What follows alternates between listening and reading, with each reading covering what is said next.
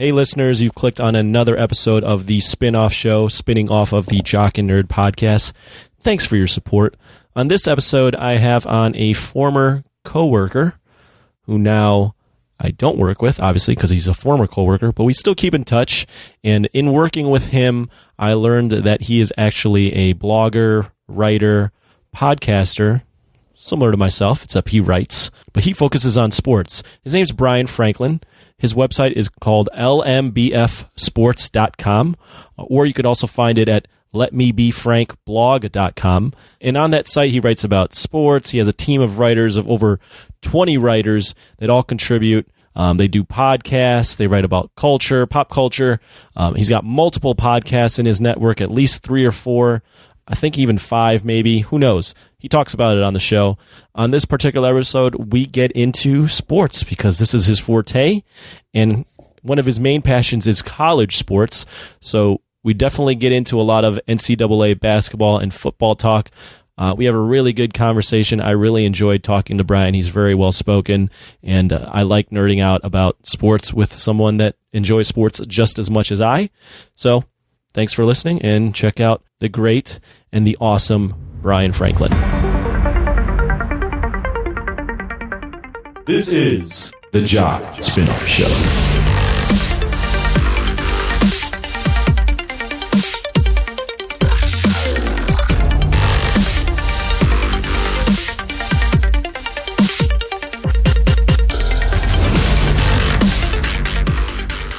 So what's up, Brian? How's it going, man?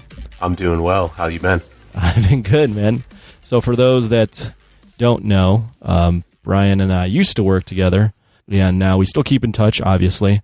And in working with Brian and kind of just learning about him, he has his own sports blog. He has a couple podcasts. But it's better if, Brian, you just tell everybody what you're all about. You were nailing it, man. You were nailing it. So yeah, but it's better hearing it from you, so... Yeah, we can go full background story. Or I can give you a brief overview. Go full background. We got time. Yeah, why not? This isn't a 20-minute interview. This is us hanging out. Absolutely. So 2016, I was graduating college between a couple interviews and didn't really like the options I had. So I had decided that I was going to take time off and just try and do something that I've never done before. Decided to start the sports blog because I hated writing. I hated people reading my writing. So you decided to make a blog. Exactly. So I figured the best way to get over that fear is just to dive headfirst into it. So I started it up, asked like 6 or 7 of my buddies from high school if they wanted to join, and only one said yes. Nice. Then after we started a little bit, another hopped in, but it was pretty much me just trying to get over my fear of writing and publishing things and having people read and also fill up my spare time, because when you graduate college and you don't have a job, there is a lot of dead time that you don't realize. And some of that's really great, but other times you want to do something productive. So long story short, I decided to do that to kill time. And, it's been 3 years as of 2 months ago. So things have been going pretty well. And what's the name of it? It's called Let Me Be Frank Blog. I'm LMBF Sports. I mean, it's got so many different names that we've decided to change it to and fix it to.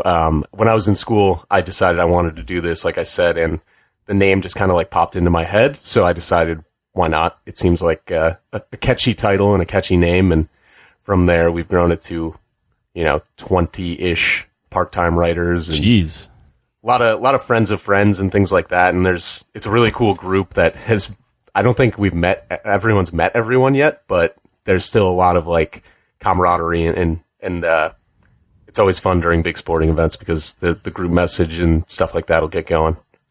So what's the name of the website again if people want to type it up? Yeah, so Let Me Be Frank Blog, LetMeBefrankblog.com, or you can go lmbfsports.com, as I recently decided to purchase the domain and redirect it. So are you going to rebrand to LMBF Sports eventually?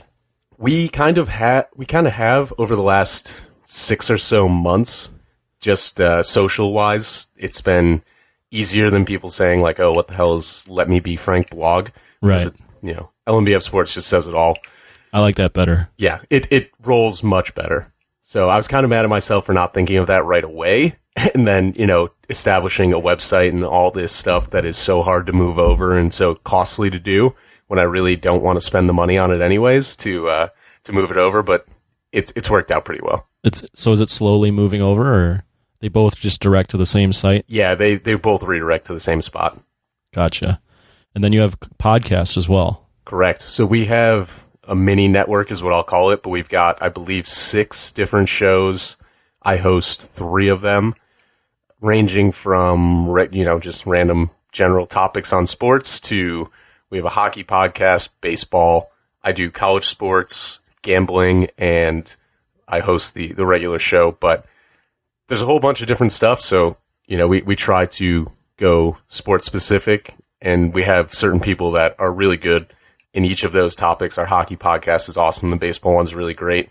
If I do say so myself, the college sports one is top notch. It's actually the best college sports podcast on the internet, hosted by 2 Bryans. I will guarantee you that. Okay. But yeah, so college sports season is my busiest time of year. College basketball is my favorite sport.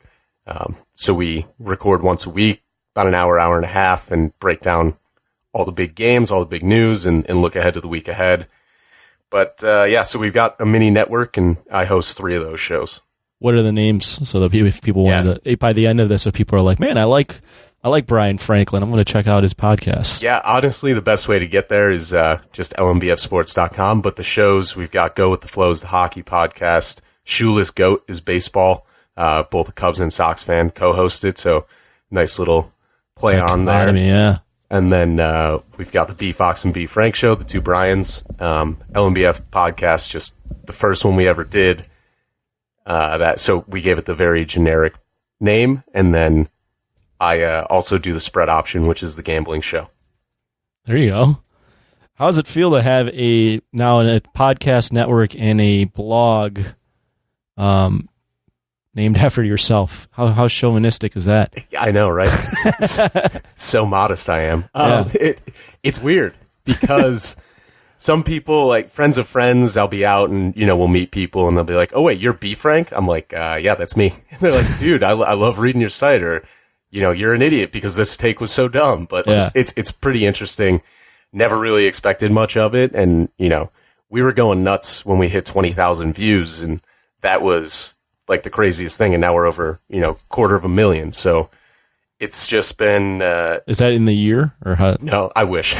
All time. All time, nice. Things have slowed down a little bit. People... Our group originally was college-age students, and as they start graduating, they realize that there's less free time when you work a full-time job. Yes. And then, they were always complaining about college, like, oh, I have no free time. I'm like, dude, you're going out to party 4 nights a week. You've got time to write. Right. But, so... As this thing's grown, it's kind of been surreal because I only expected to do it until I got a full-time job. So I thought this was going to be a couple-month thing, and here we are 3 years later. It's still kicking. Why do you think it's still going? We've just got such a tight-knit group, I think. Like I said, it's very weird kind of setup because most people haven't met each other. I haven't even met everyone, at least not in person. So how did you acquire these people? Yeah, so some people just come to the site and are like, hey, I'd love to write. I enjoy sports and like to do this. And we were like, hey, send in a sample and we'll read it. And honestly, I think we've only ever turned down like 2 people because the writing just was that bad. But everyone else has been so great.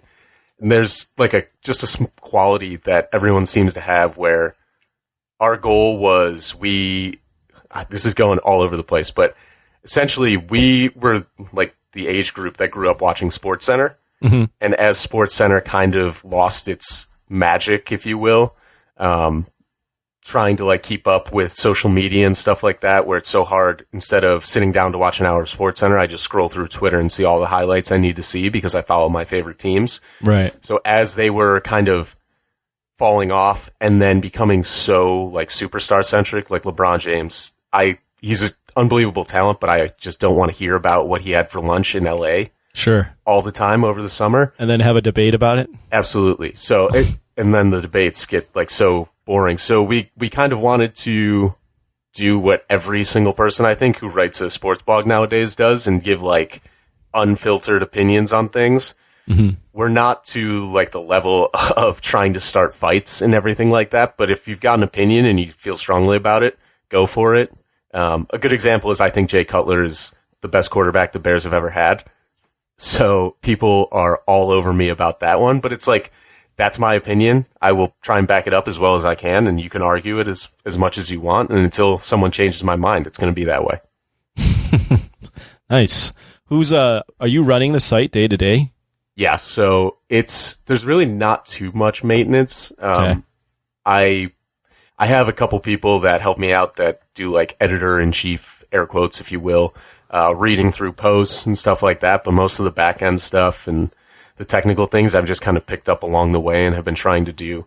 So we went through like a host migration recently because we were getting absolutely destroyed on the cost.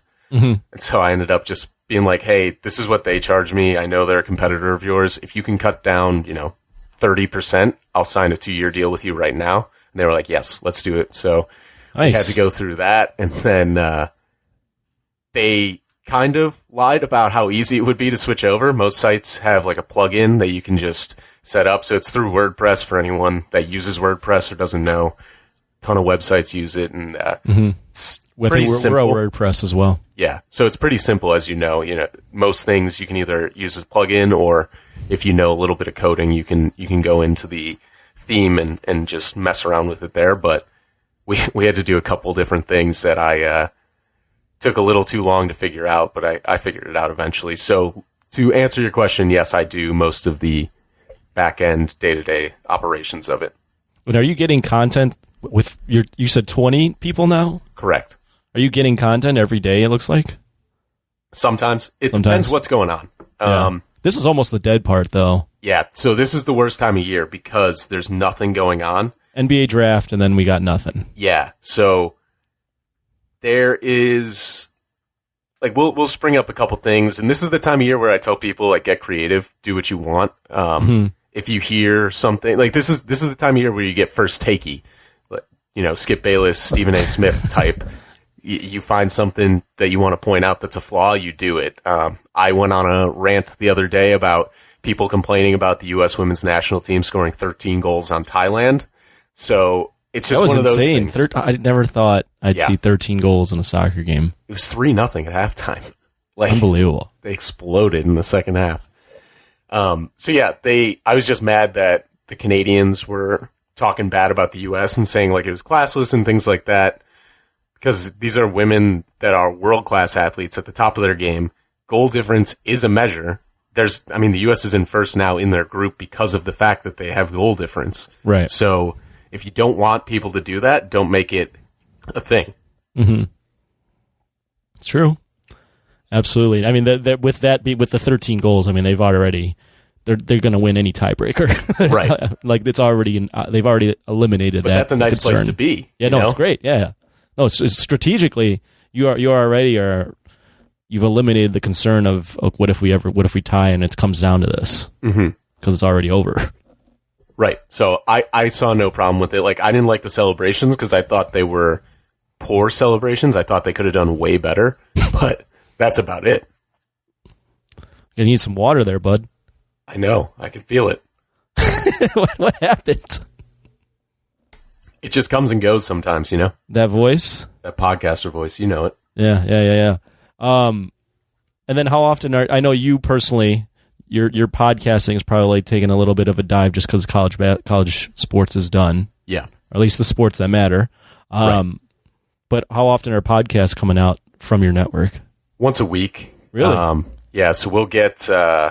baseball is usually Monday mornings. And then the hockey guys are a little more inconsistent just because of how, especially in the playoffs, you don't want to be middle or late series unless it's like going to game 7. And you don't want to be recording the night of a game 4 when it's 3-0 and talk about a series and then have someone get swept and then be like, all right, well, we just wasted an entire hour talking about this series. So they are a little more inconsistent, but they usually get it in around once a week. And then during college sports season, we'll have Tuesday, Wednesday, Thursday shows released. So it's each show, but on a different day of the week. And are you back end putting this all up as well?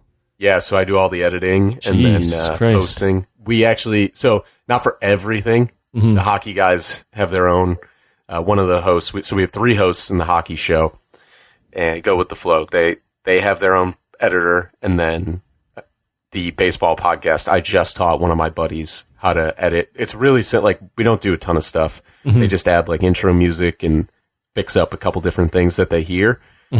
So it's not like crazy editing or technical or anything like that, but it's certainly time consuming.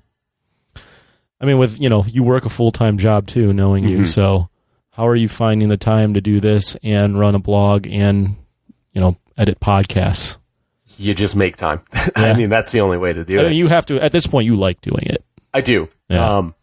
There are certainly times where it feels like a drag, or it feels like, man, I'm doing all this work and there's just not as big of rewards as I had expected, or not, the views or the listens, pretty much the typical things that anyone who starts a site or a podcast goes through. But honestly, the reward's been incredible. I really enjoy doing it, and I like being able to talk about things. So I think it helps me articulate things more clearly in both interpersonal conversations, but just regular day-to-day life. And the writing has helped me out tremendously. Man, that voice comes and goes, huh? Yeah, it'll be like this the entire time. Apologies to everyone in advance. Man, everyone was highly anticipating me talking to you, and you're just gonna fucking lay a goose egg with that voice. Let everyone down, dude. You're just I mean, you can't handle the heat, huh? The pressure. It's allergy season, man. I don't know what to tell you. Are your allergies acting up? So bad. So with bad, spring and especially with fall? all the rain. Yeah, the spring's pretty bad. The fall, depending on how mild it is, can get really bad too. I mean, yes. So we're recording this as Sunday, June 16th. Yesterday it was like 55 and rainy all day. I know. So that messed going everything on? up. No, I know that's what I'm saying. What is this summer going to? I mean, June 21st, hopefully. I don't know. Yeah, that's true. It should be June 21st, I guess. I guess they really just want to go by the calendar, by the book here. So how long have you guys been doing this? 3-4 years now? 3 years. So 3 years. Started pretty much end of April. So right before, like, I registered the site and things like that, but I don't think I wrote anything until early May. I think the first thing I ever wrote was about Vegas becoming an official hockey team. Yeah. So that was kind of ironic, but that was the first thing I ever wrote, I believe. Either that or free agency. Something along those lines. Something about hockey, though. You're a big Vegas guy, I know that. Yeah, big time. I'm going to Vegas on Friday, so You dog. the spin-off show will be taking a hiatus next week because I won't be around. Or That's awesome. I won't have the brain cells to Right. want to do anything after I return. That's the worst, when I get the schedule all set up. Like, I'll record Sunday nights for the college sports podcast, Yeah. and I go on a trip or something, like a weekend trip, and I get back, I'm like, oh shit, I have to do this show. I can curse, Yeah. right? Oh yeah. Okay, good. I should know. I've already listened to this multiple times, but yeah, I'm like, oh damn, I've got to record a show, and I'm just so wiped out. Like, I land off the plane, I text my co-host, I'm like, dude, I'll be home in 30 minutes, and then we can get this going. I just drop my stuff and start recording. I try to now, if I'm doing a podcast, I try to not come in hungover because I think it just like ruins. I don't think the listener can tell, but for me, it just makes me miserable doing the show. It makes me not firing on all cylinders. So I try not to do a lot of heavy drinking before any pod, or even the day before a pod. Like I want to try to be as clear headed as possible when I'm talking to somebody. It's the focus that's the hardest thing. Yeah, honestly. it is the focus. Like I can find myself looking at other things while I'm podcasting if I'm not. Right. You can just tell you don't have your A game. Yeah, exactly. Back to the podcasting and the blogging. Sure. Is this still a passion project where it's taking money out of your pocket, or have you found ways to monetize it yet? Or we kind of just offset costs. We haven't really so gone you're breaking full-blown. even? Yeah, pretty much. That's good. And that's all.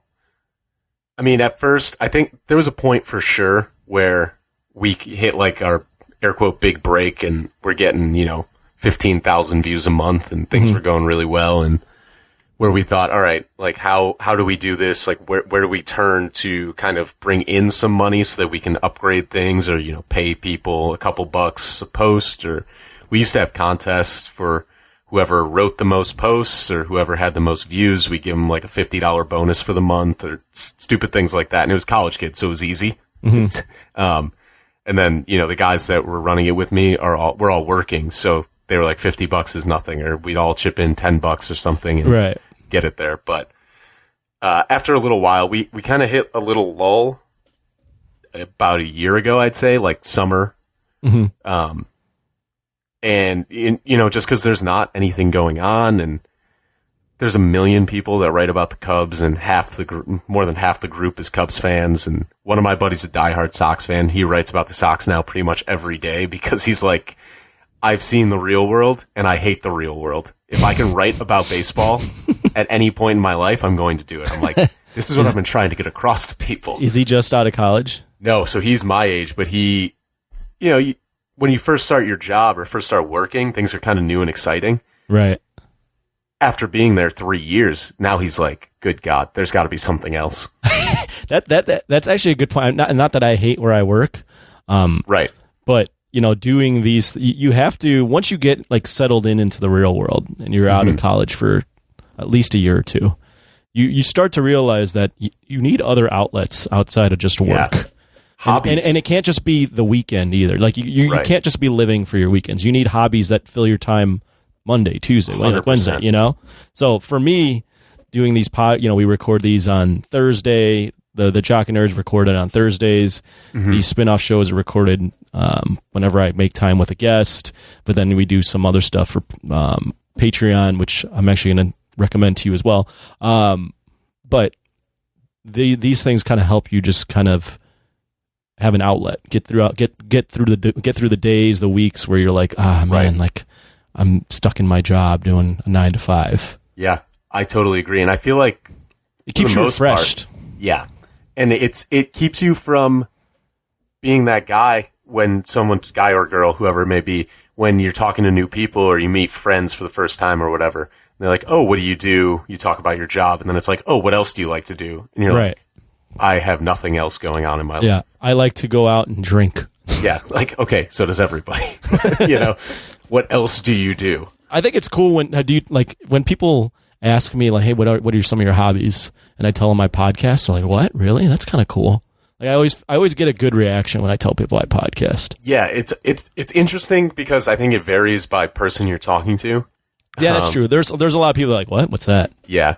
So I feel like, especially now with like the rise of Barstool, especially in the millennial age group or the 20 to 30-year-old male, everyone's like, "Oh, you're trying to be like a Barstool bro?" It's like, no, just trying to do my own thing, just talk about the things I like, and hopefully people can convey I can convey feelings that other people feel, and that's they get along with it. But at the same time, it's like if you scroll through, I think of it this way: Twitter had become like too big of an outlet for me to put my feelings. Not that I'm like emotional or anything, like super emotional, or anything like that. But I'd watch a Bears game and like every single play I'd have to tweet something. And I used to do that too. I think like there has to be a better way. Like people have to be so annoyed. I don't know how anyone still follows me.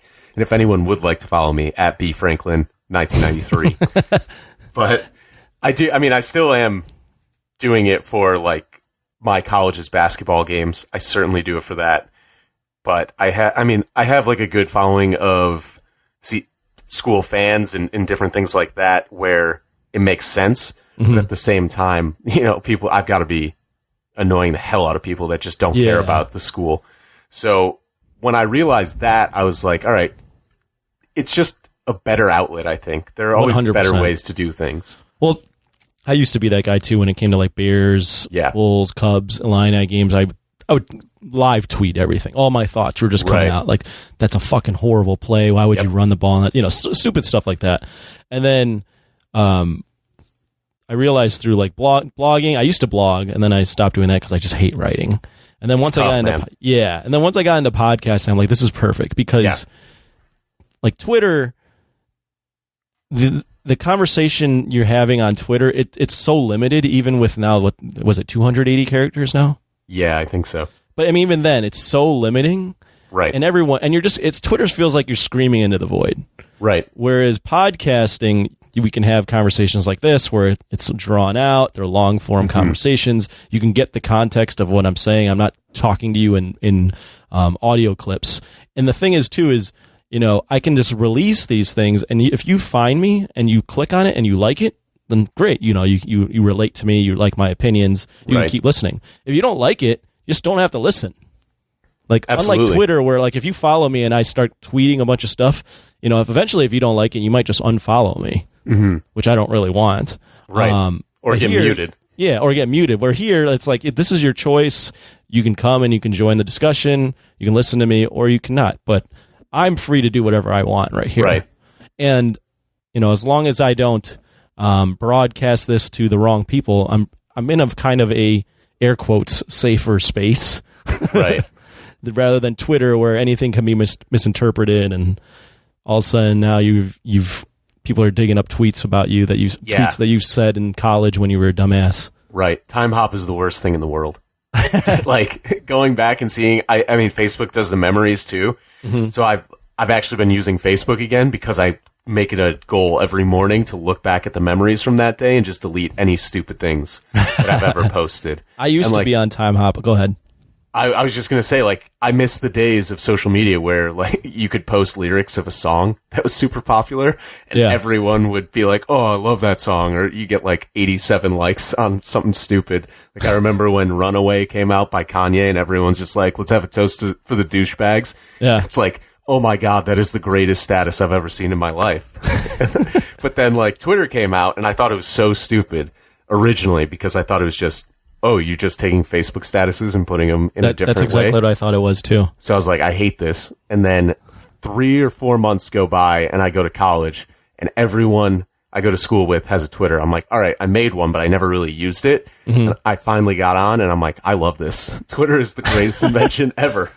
I have a similar relationship with Twitter. So Twitter started becoming a thing when I was towards the end of my college career. So I think it was my junior or senior year. It might have been my junior year.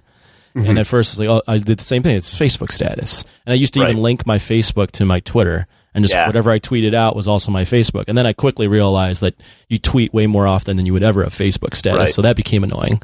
But then I was doing Twitter, and I was realizing, this is kind of like a show. It is. So I started trying to craft my tweets to be entertaining, or be inspirational, 100%. or be some sort of quote from somewhere.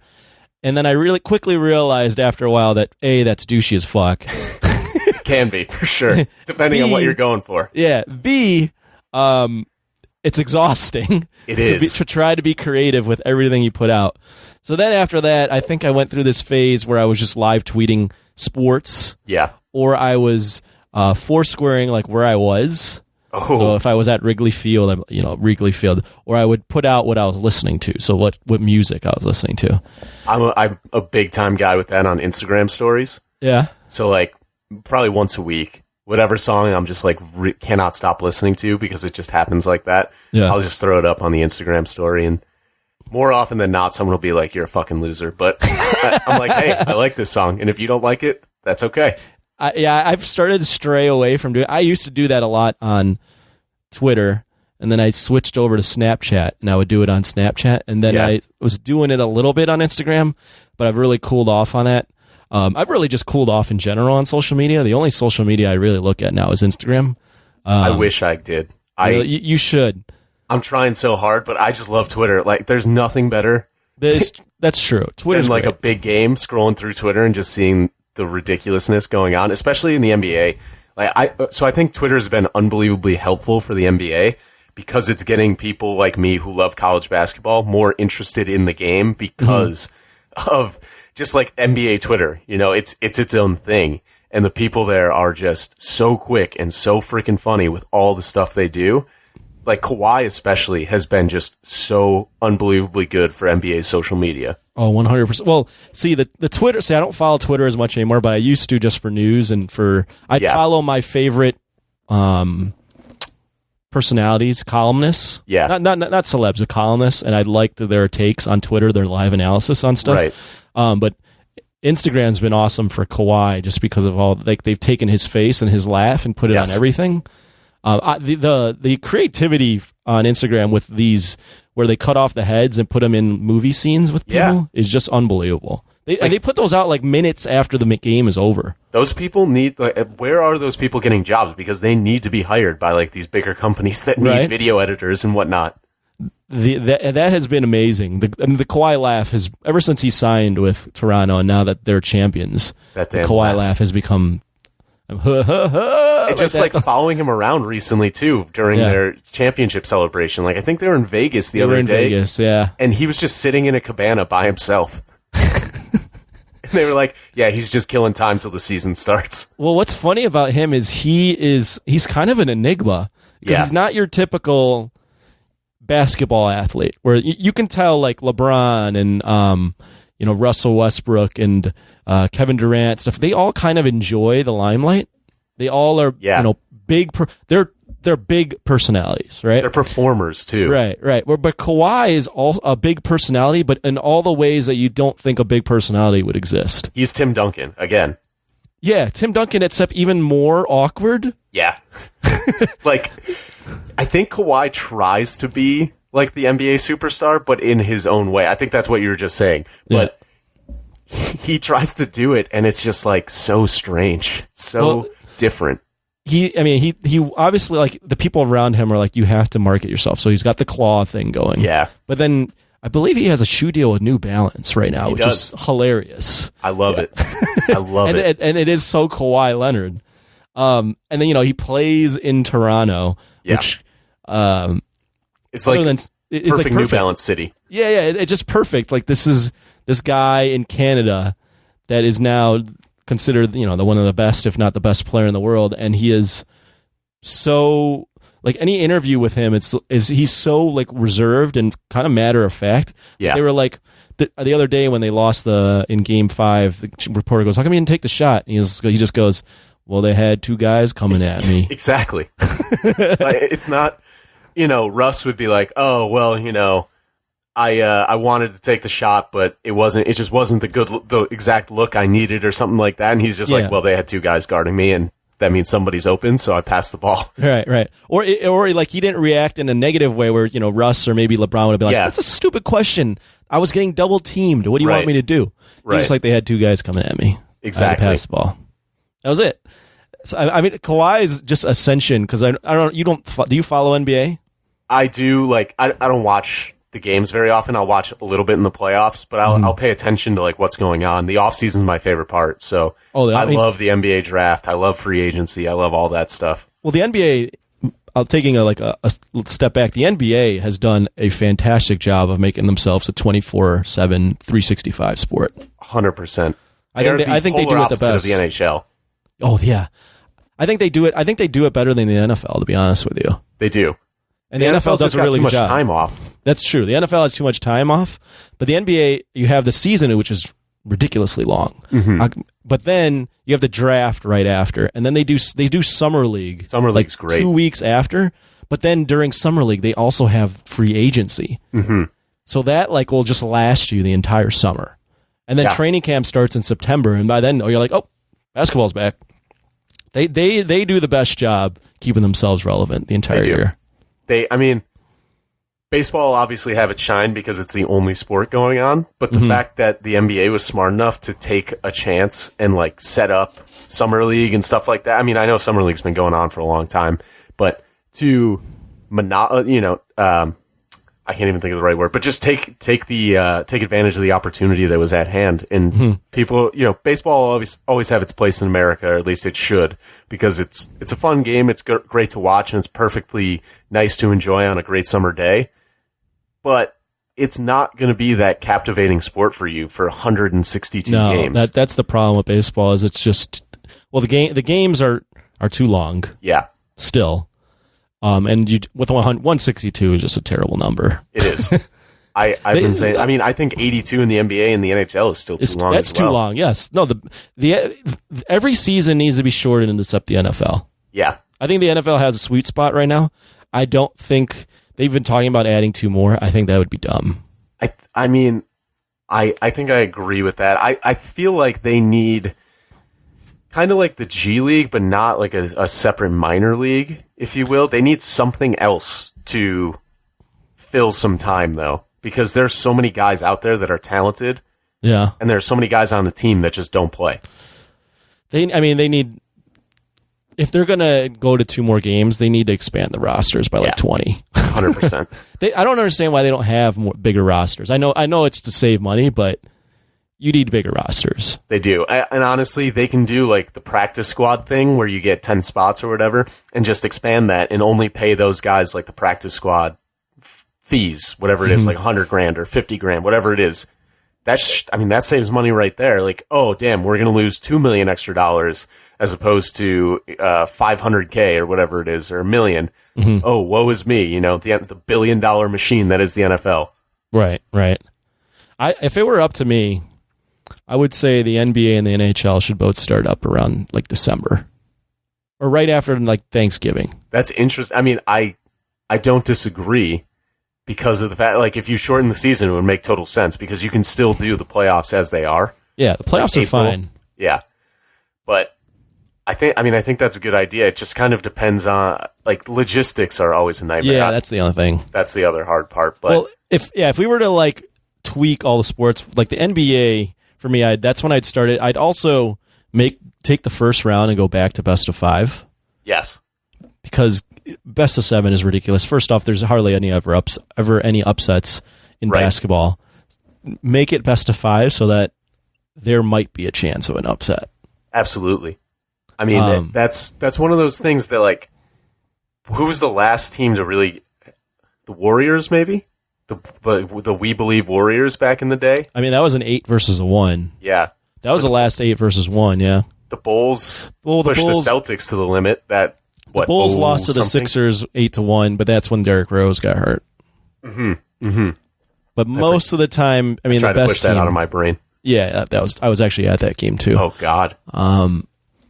But most of the time, basketball they needed to shorten the first round. I think NHL is perfectly fine because hockey is just crazy.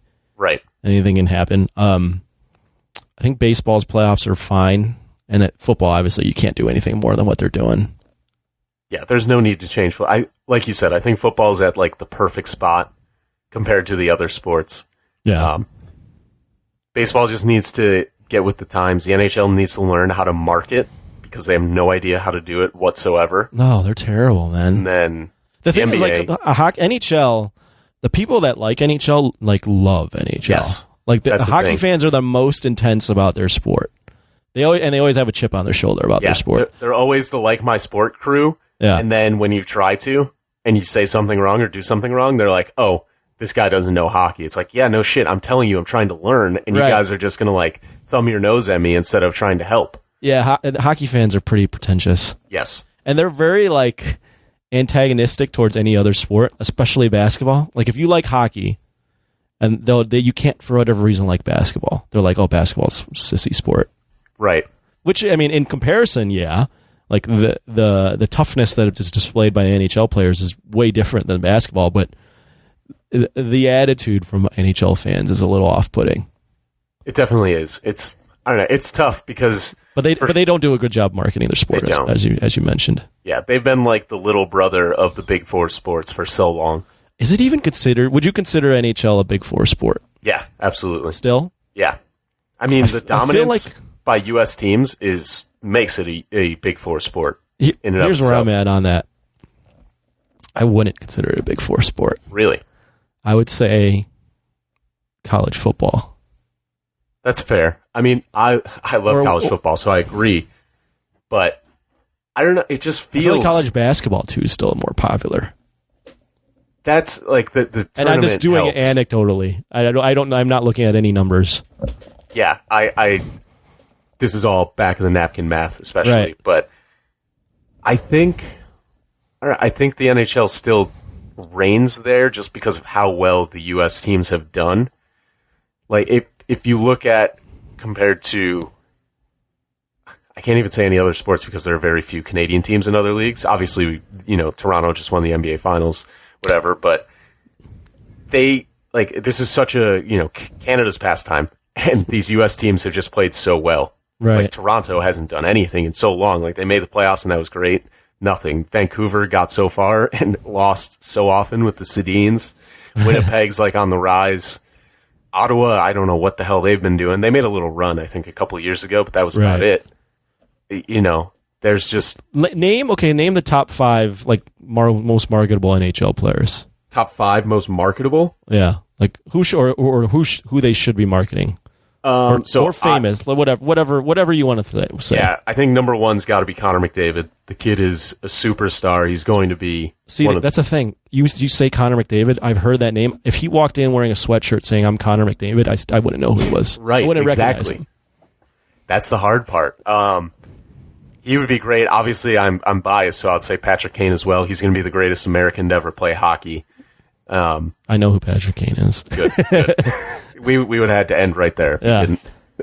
PK Subban, he's such a good guy off the ice that you've got to use that and utilize that to market it.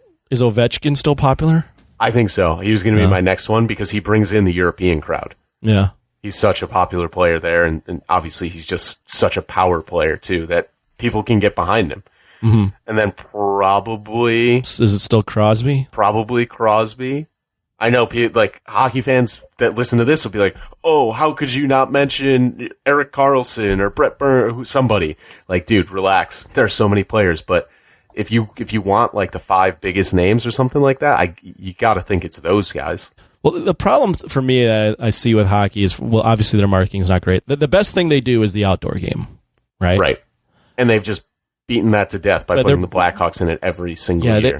It's the Blackhawks, Rangers, Penguins, Bruins, right? Flyers every year. It's good though that I think the next one's in Texas, which is nice to see. Yeah, the LA one was cool. Yeah, that's cool. But anyways, that's one of the best things they do. Their playoffs are pretty awesome. They are. The problem is they go up against the NBA playoffs, and the NBA playoff, the NBA has so many stars. And there's so many storylines running through every series of the playoffs that it just dominates the conversation. And it doesn't help that NHL hasn't been on ESPN for 15 years now. Right.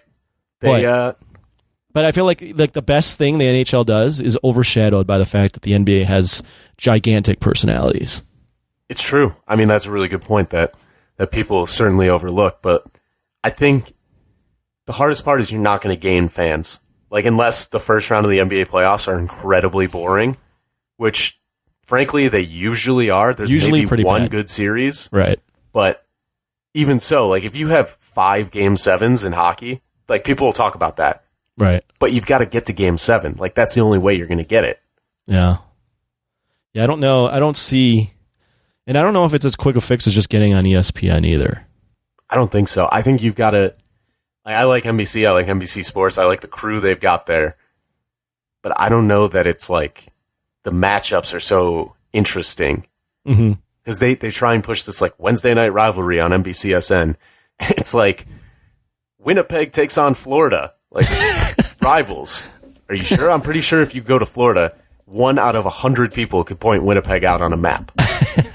And maybe even vice versa on where in Florida the Panthers are located for people in Winnipeg. But I'd like to give them a little more credit because I think they're a little smarter than Floridians. Here, let's switch. We're staying in sports, but let's switch gears to something that you call yourself an expert on. Sure. Or maybe you haven't, and I just put words in your mouth. Well, we'll find out. College football, college basketball. Yeah. What do you like better and why? College basketball, for sure. College basketball. You like Brick City? Yes.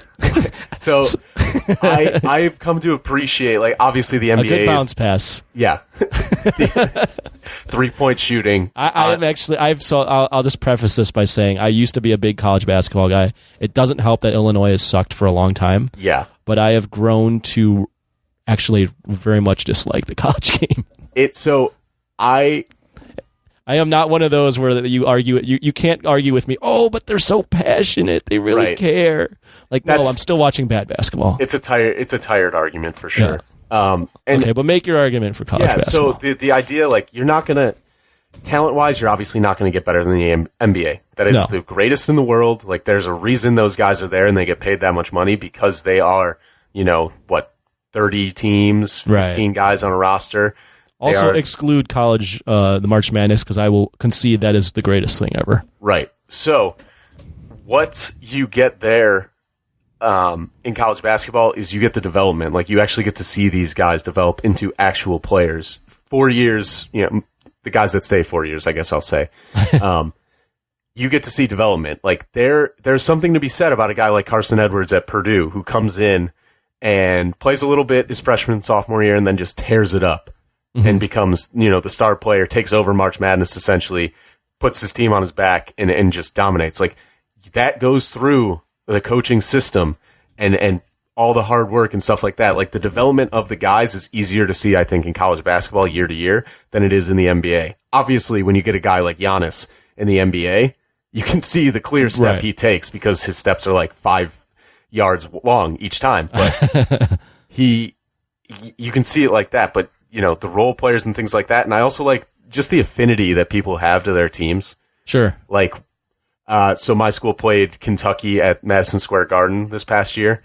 Seton Hall is the school for anyone who wants to know. Or I thought I was gonna see how long you were gonna be vague with that and just be like, my school. Yeah, I wasn't sure what I was gonna do with it, and then I finally decided just let it rip. Okay, but we played Kentucky at Madison Square Garden. This year was supposed to be kind of like a rebuilding year because we graduated 4 seniors that were all really damn good, and we didn't really bring too much in, and this, that, the other. But so we played Kentucky. They were top 10, and just like the rabidness of the Kentucky fans is something I don't think you see in the NBA. No, you'll never see it as passionate. And so the affinity to alma mater or team, whatever it is just unrivaled. And I think that's like the incredible thing about college sports, because you rarely, if ever, find that kind of passion anywhere else.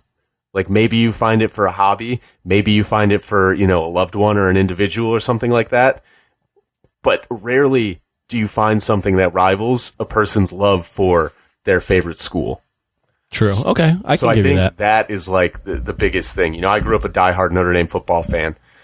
Going to Notre Dame is like, it's one of the big experiences that you get every year. Every year you go and it's always the same, but it's always a little different, and it's always special because you get to go there and see, the traditions and stuff like that. Every year I get to go to Seton Hall DePaul because DePaul is in the Big East, obviously. We're in the Big East. Every time I get to go, like, that's always marked down on my calendar, first time the schedule comes out. It's just one of those things. And you get to see all these people from all over the place. We got alums driving in from Wisconsin, Michigan, Indiana, like wherever. If the Bulls were playing the Pacers on like a Saturday afternoon, I don't think anyone from Chicago is really driving down there being like, oh my God, I can't wait to see this game. Oh, fair. So, I mean, it goes down, like, I don't want to say the passion because that's exactly, a passion. Yeah, but it's more the off the court stuff than it is really like the game itself. Okay. I mean, I would say is it changing the one and done stuff now? It's going to happen. I think it's going to change in like 3 years, probably. Okay. I mean, that's for me really has hurt everything. Just the fact that you can't invest in anything because it's one and done. So that's for me, that's tough. That's kind of why I enjoy college football a little bit more. Right. Is there isn't that rule. Right. So you are seeing development, and you can invest in a guy for 2-3 years. Right. You know that, Kentucky's not going to have a completely new team every year. Right. They're going to have, the same, like Clemson is going to bring back so many guys from last year's title team.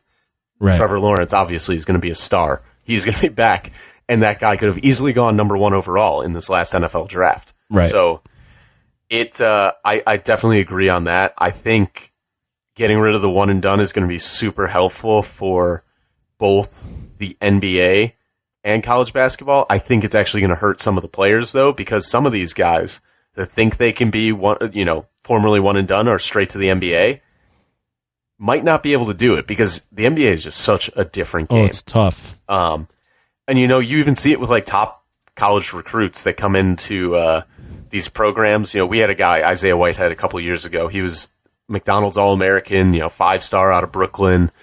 he came in and he just didn't play well because he didn't adjust well to the Big East in his freshman year. He also got hurt, but then it took him a year to get used to it. He played really well. I don't think he got Big East Player of the Year, but he led us to a Big East title. He was awesome. And then bolted for the NBA, and he still wasn't ready. He was a second-round pick. He's bounced around in like the G League. He went to Russia for a year. Like he's been all over the road. When he honestly was projected to be a one and done, and probably if he would have gone to the NBA straight out of high school. Like I don't know what he'd be doing right now if he were able to go straight out of high school. No, I mean there's a book. Have you read Boys Among Men? I literally just bought it. Yeah, it's great. It's by Jonathan Abrams. So for those that don't know what that book is, it's basically about the high school players going to the NBA and different cases about different players. Yeah. It's what it tries to figure out is what are the common I'm trying to think of the word, not symptoms. Common factors into why someone succeeds from going from high school to the NBA.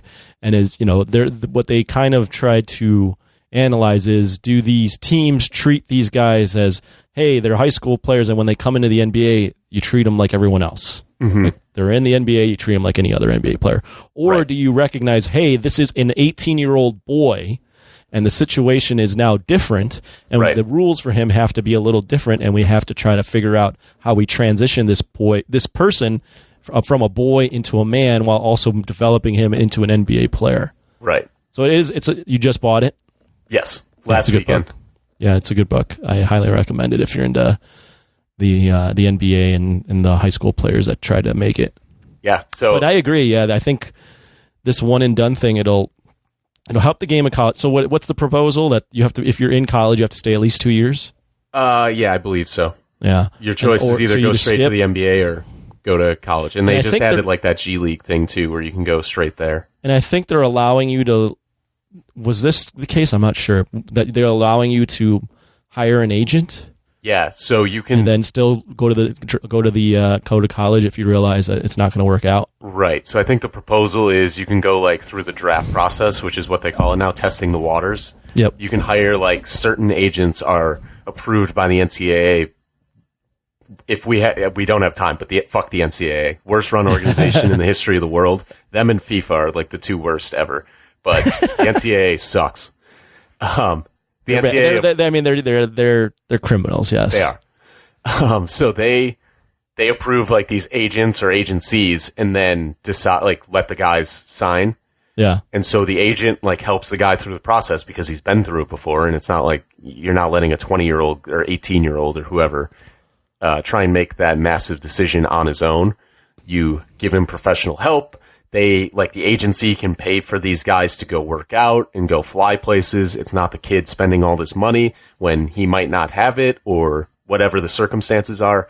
And then get feedback, like actual feedback from NBA teams as opposed to just listening to like bloggers online or writers for ESPN say like, I think this guy's good. Or really cool uncles. Yeah, exactly.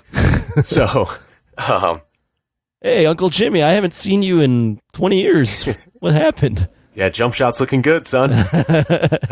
That's all it is. But so yeah, it lets them go through the process, actually talk to these teams, get feedback on like what they need to improve, and where they could see these guys being taken or who would be interested in this, that, the other. So it's a super helpful process for players. Our best player just went through it and he came back, thank God. So we'll be really good next year. But he was a guy that's super unheralded just because people aren't talking about him at this point. But he's going to be an All-American next year, make a run in the tournament, like all this, that, the other. He's that good. But he had to go, and he got his name on the radar because he went to these combines and stuff. So it's really good for those guys, and I think it'll help the game. Like that decision already to let guys test the water, hire an agent, and back out and come back to college has already been massive. I like that a lot. And I believe they're also talking about college guys getting eligibility back if they don't get drafted. I think that's a proposal as well. And I don't like that because it just screws up recruiting so much. And recruiting's already totally fucked because of the NCAA. Again, they suck, but they've changed how it all works. And like you have to register to go to these events instead of just like going. So it's dumb. And you can only go to a certain number, and they're only during a certain time period, and you only have a certain number of contacts. It's all screwy. But I think if they can sort this out and do it the right way, that would work out really well. I don't necessarily like. I think it'd be a great idea to allow guys to go back to school if they don't get drafted, because I believe they said there's like 77 underclassmen that are already declared for the NBA draft. There are 60 picks in the NBA. Right. So at least 17 of these guys aren't going to get picked. That's not including the upperclassmen, and that's not including foreign players. Yeah, there's just a flood of talent, and there's not enough roster spots, which is why the evolution of the G League is going to be so massive. But college basketball is always going to be the safe haven, essentially, at this point. Yeah, the G League needs to become more than what it is. I know. It's so underutilized. It can be good. They just got to do it the right way. Yeah, it would help not playing in high school gyms like the team up in Maine. Yeah, that's the thing. Is a lot of these G League teams are playing in gyms where it's just like, this is just a joke. Yeah, I mean, it's like the minor league baseball conundrum of like, how do you make money running this team? And honestly, it should be the NBA teams that are paying for it, or at least getting, setting up an owner for that team that has funds. But I feel like minor league baseball does well because it's just so ingrained. It is. Like minor league baseball has always been a thing. Even like AHL, I think, does pretty well. Yeah. And AHL can tout like, this. Let's just look at the Stanley Cup. St. Louis. A lot of those guys played for the Wolves and played for AHL teams. Like the AHL can tout like, look, this is a true developmental league. Right. Like, the G League, I can't think of very many guys that are like, I played in the G League and now I'm a key contributor to a championship team. So they just got their biggest one, Fred VanVleet. Was he in the G League? Well, that's awesome. He led the 905 Raptors. That's their actual name. The 905 Raptors to the G League title last year. Hey, that's a big get. There you go. That's huge for them because they need that. But they need so Seton Hall guy Angel Delgado was just the player of the year in the G League last year. Mm-hmm. If he can move up to the Clippers and succeed, that's going to be big for them. They need these guys that are playing well in the G League to perform in the NBA so that they have that to tout. Right. They can't be like end of the roster like guys where they're getting in during garbage time. Or it can't be like any of the Bulls guys like Antonio Blakeney who's going to shoot the ball 44 times a game and score like 32 points. So college basketball, your forte. Yep. March Madness, 68 teams right now. Yep. Is it at the perfect spot? Perfect. Don't change a thing. Don't change it. Don't expand. The NCAA, no. The NCAA wants to expand. I know they do. They should not. Don't do it at all. One more week. One more weekend. One more weekend would be fun, but like you're diluting. No, I don't want it either. Yeah, you're diluting the tournament. You're not really finding out I don't even think you're finding out who the best team is right now. No, the way it's set up now, you're not finding out the best. It's impossible in a single elimination format to say you're finding out the best team. But this is also the most fun. It is. That's why it is March Madness. Like, hat tip to the IHSA because they coined the phrase March Madness. Fun fact. Mm-hmm. Illinois High School. And the NCAA stole it. Sports Association. Correct. Yeah. So they coined the term, but like that's why it's called March Madness because anything like that can happen.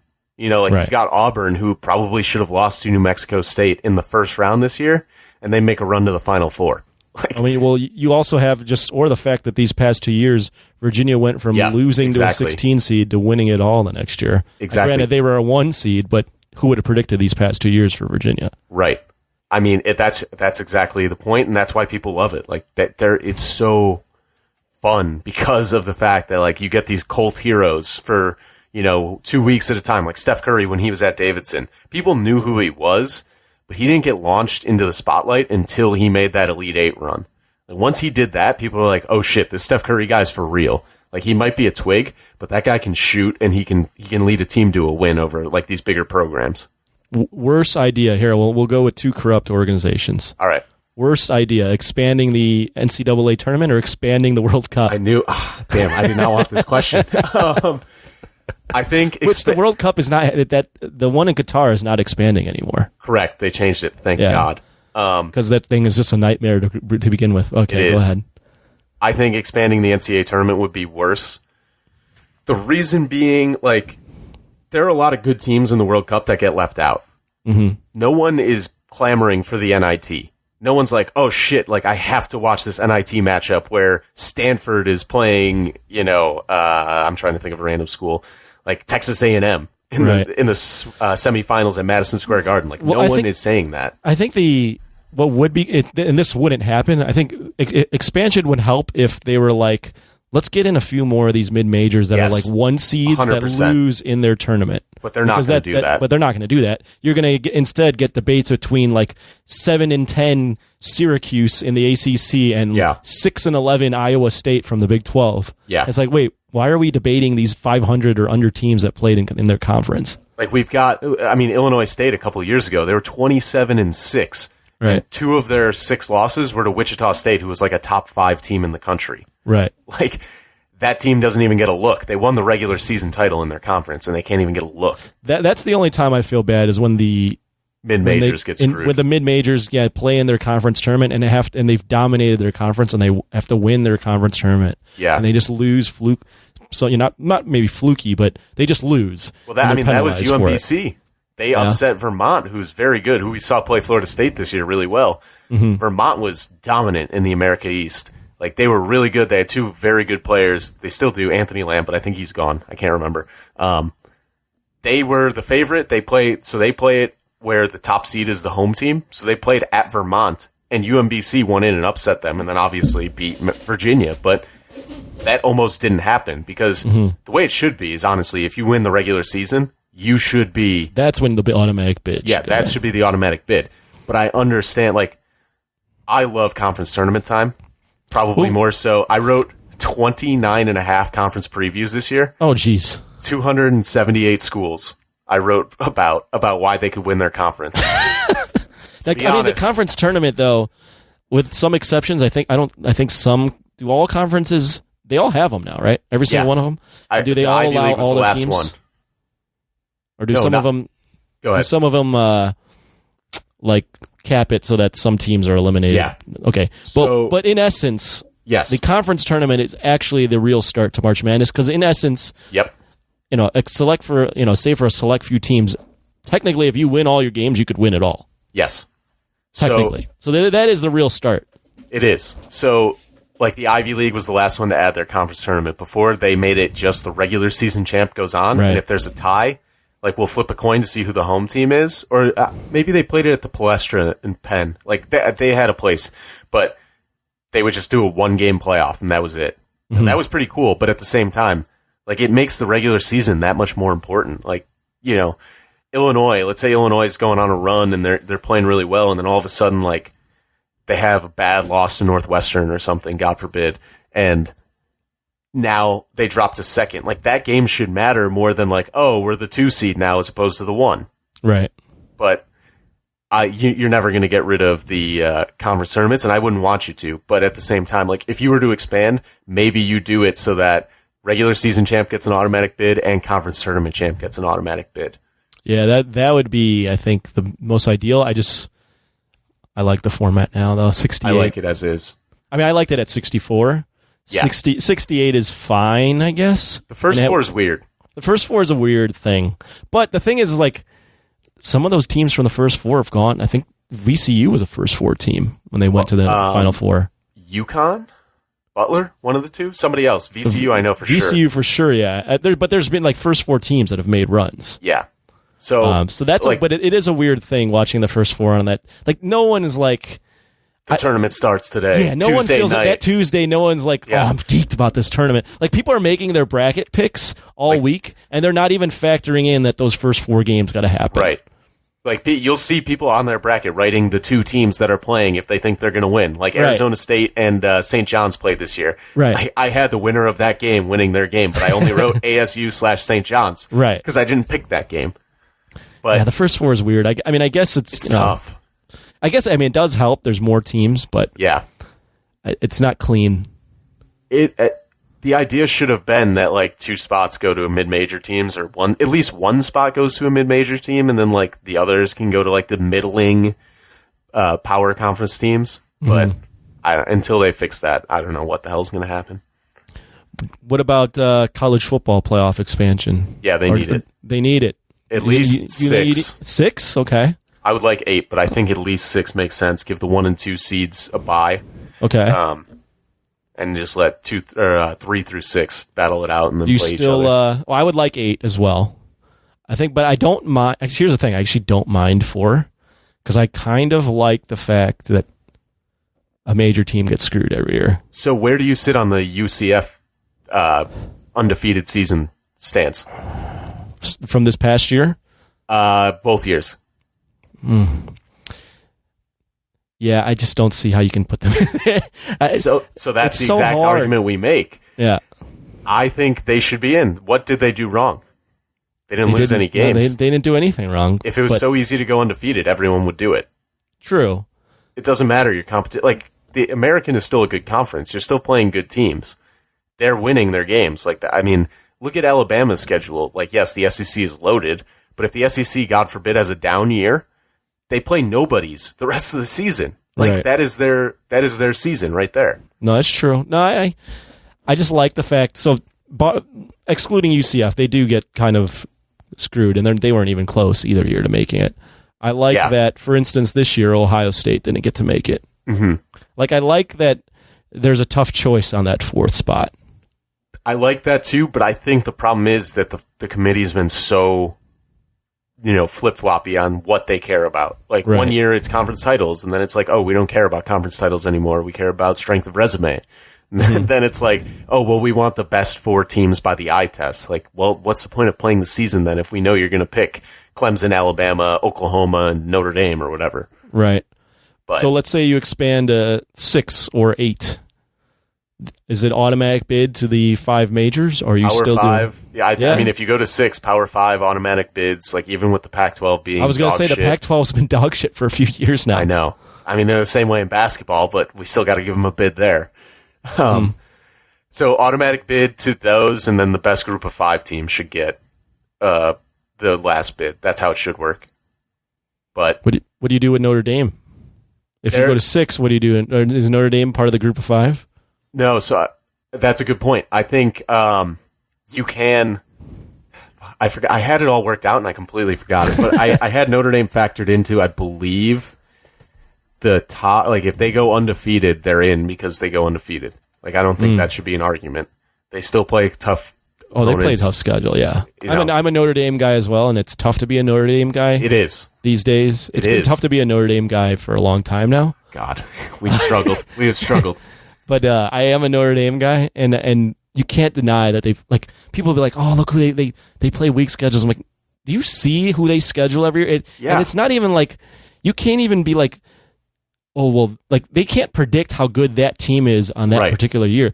They're especially when you schedule these games 7 years out. Right. They're scheduling powerhouse names every year. Like, they've thrown a Texas and a Georgia and a Florida State, and they're playing Michigan, and USC and Stanford are always on the schedule. Like, these are all teams that should be good all the time. Yeah. And, like, I mean, Virginia Tech's a perfect example this year. Like, before the season, that looked like a top 10 game. Like, legit one of the best games in the schedule. Yeah. And then Virginia Tech's quarterback, I can't remember what his name, Justin Jackson, maybe? Something along those lines. He breaks his leg, and then he's out. Like, they lose to Old Dominion, and then, like, the whole season falls apart. Right. So you can't predict that kind of stuff. And, like, football scheduling's awful because of the fact that, like, who was it recently? Texas and somebody that agreed to a, like, 6-game series in 2034? Yeah. Like, half these guys... So many people are going to be dead by the time those games are played. Like, I might not even see those games. You know, it's one of those things that, like, how can you even tell that these teams are going to be good? Yeah, exactly. You would do expansion for the college football playoff, huh? Yeah, I think it would help. I think 8 probably. Sucks. It's full so season boring. is bad. It's one of those things that, like, it's great if you like to gamble on sports, but it's so hard too because, like, you don't know who's going to play, and, like, these teams have never played each other in the competition. That's the thing that's starting to bother me about bowl season, and now, especially now, even like the New Year's 6 games, if it's not a Final Four game, like, the best players are sitting out of those games now too. So even, like, you're watching, for instance, the Fiesta Bowl, which was UCF and LSU, and I think a bunch of LSU guys were out and weren't even playing. Like, 8 of LSU's defensive starters. Right. So like, what are we another watching argument here? like UCF had. People were like, "Oh, UCF lost to LSU's B squad." Like, dude, if you go from a starter to backup at LSU, you're going from a 5-star to a 4-star. When you lose your Heisman quarterback at UCF, you're going from a 5-star to a 3-star freshman that's never played before. Like, there's a huge difference in losing to LSU's backups and playing UCF's backups. The thing about college football, though, is there's so much tradition with these stupid bowl games that, and like all the big ones have locked in rights. Rose Bowl's still fun. Rose Bowl is cool. I mean, some of them are still cool. Like the Rose Bowl is cool. I think the Sugar Bowl, the Orange Bowl, those are still cool games. But overall, I mean, you just got to figure out a way to just wrap these bowl games into the playoffs, which they have if they've done. But you could do more. Right. I would say if they were to go to 8, I think you do those first round matchups in the home team stadium. Yeah, that would be ideal. in the higher seed stadium. Right. That would work the best, but or you do maybe you do 1 and 2 get a home game, and then the rest of the games are bowl games. Right. I mean, conference championship games are fun too. I don't know. I'm trying to think of like a good quick way to do it, but there's obviously like no quick fix. Otherwise, you'd think they would have done it already. Well, yeah. I mean, 8 seems like eventually they'll get to 8. It should. I know, right now they've been like shooting it down like very quickly, but yeah, they said they want to give it time to figure out like what's going on, but I don't think anyone would be mad at more college football outside of maybe like the players. Yeah, maybe the players. But by that time, it gets changed. Maybe they'll be getting paid, so who knows? You think that'll happen? It should. I mean, well, yes, of course it should. I think so. I don't have any problems with guys sitting out because I totally understand. Like Marcus Lattimore, a running back from South Carolina, was a stud, and then he absolutely destroyed his knee. I don't think it was in a bowl game, but it was like late in the season, and he lost so much money. Like, yes, he had an insurance policy on it and whatnot, but he lost a ton of money because he lost his draft status essentially, and where he was going to get picked and all that. I get guys sitting out, but that's it's a weird such an thing extreme. That's a weird thing for me. I was going to say the guys sitting out because like there's the part of me, and I'm not it wasn't even a college athlete, but there's a part of me where I'm like, but that's your team. You should play. These are your boys. You've done a whole season with them. It's It's tough for me as having played sports to be like, I'm going to voluntarily sit out. Right. But I totally understand the business aspect of it, and you're not getting paid, and you potentially could get paid. So that's always been this. I think it's been the past couple of years, but especially this year, that I was seeing all the players sitting out, and I was just like, man, this feels weird. I don't like this at all. Right. And maybe you just need to eliminate college, like the bowl games. Honestly, you might. Like, what is the point when you're not even getting? I guess free trip, boost the local economy. Right. Tradition. Maybe, I don't know. Maybe you don't even know if it does. Boise, Idaho game needs that boost from the people coming in from Central Michigan, from the MAC or whatever. Better believe it. God love Maction. God loves Maction. Yeah, I don't know. 8 seems to be the ideal spot. Honestly, even if they just move to 6 for a few years too, I would be happy. But it needs to grow a little bit. Are Alabama and Clemson going to just continuously play in championship games forever and make this the most boring thing ever? Yeah, it seems like it. But this was year 4 of that. Yes. I have to admit I'm getting a little fatigued on it. Granted, I do enjoy when Alabama gets their shit pushed in. Yeah. And Trevor Lawrence definitely did that, which was amazing, and I didn't expect it. But I don't know. I'm getting a little tired of Alabama Clemson. It's certainly tough. And it's not I think a good ticket look sales for were college doing, football.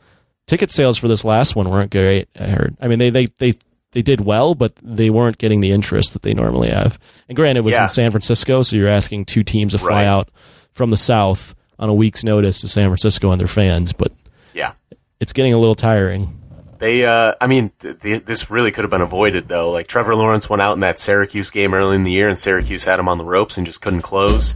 And then Alabama should have lost to Georgia in the SEC title game. Georgia ran that fake punt at their own 30. That was so dumb, and that cost them the title. Mm-hmm. But it feels like we're destined for it until anyone really steps up. Like, how far away is our Notre Dame? Kind of far. Until they get, they don't have a quarterback still. That's the problem. They don't have like the. You don't like the guy? What's the guy's name? Ian Book. QB? You don't like him? I like Ian Book. Yeah, but I don't think he's the guy that's going to lead you to a playoff or final, like national title appearance. Okay. They're just not quite there yet. And they just the other team would go ahead. They can't seem to get the offense and defense to be clicking at the same time. Like 2 years ago, it was the offense that was great, and then last year the defense was awesome. Or maybe I have it flipped around, but they can't get their offense and defense to be top 10 units in the same season. Right. And that's the biggest issue. I mean, there's Oklahoma, quarterback you now. Yeah, it is. I love the Big 12 because they love to score points. I don't think it's like the most appealing style of football, but at the same time, it's just fun. Like, that's college football. Right. That's exactly what you expect. Isn't that Jalen Hurts is there? Yeah, he's at Oklahoma now. I love crazy. That guy. I think he's going to be a star. So you think he's going to be a star? At Oklahoma, yeah. I think he can win a Heisman. At Oklahoma. Really? Yeah. Wow. People think he's too vanilla, but I think he kind of was handcuffed by Nick Saban and the fact that he had like 37 five-star running backs that he had to get carries to. Mm-hmm. So now that he's at Oklahoma and can really open things up in a conference that legitimately does not play defense. No, that is as you mentioned, that is the conference for points are just it's a given. Like every weekend's a shootout. Just any combination of Oklahoma, Oklahoma State, West Virginia, Texas, Texas Tech, any of those teams actually. There's not one team where that can't score. It's maybe like Kansas. Yeah, the two teams in Kansas. The two teams in Kansas. Yeah, now you got Les Miles. So even there. That's but yeah, that's how it is, the Big 12, and that's why like that West Virginia Oklahoma game was so fun when it was like 67-64. Oh yeah. That's what college football's about. Neither of those teams have played defense for years. Yeah, it's been a long time. They haven't seen defense in those parts and since the 90s maybe. Let's go back to NBA because the reason why we were doing this on a Sunday night is this was potentially going to be a Game 7. I know. The Warriors and the Raptors. That didn't happen because the Warriors just completely lost all the players. Injuries. Catastrophic injuries to two of their best players. First, does this win by Toronto, is this at all an asterisk win because of the fact that no, the Warriors lost two of their best players? Absolutely not. They still had to win through the East. Like, you win your title. Right. I don't think it's very hard to say there's a fluke title in any sport. It just doesn't happen. Even hockey, you can get puck luck, but you don't get it 4 series in a row. Right. In the NBA, you don't get lucky 4 series in a row. Like, they battled it out through so many different games, and like the shot Kawhi hit over Philly was insane. Mm-hmm. Everything they had to do to get there, they earned. And then who cares that maybe they got lucky, but they were up 3-1 when these injuries occurred.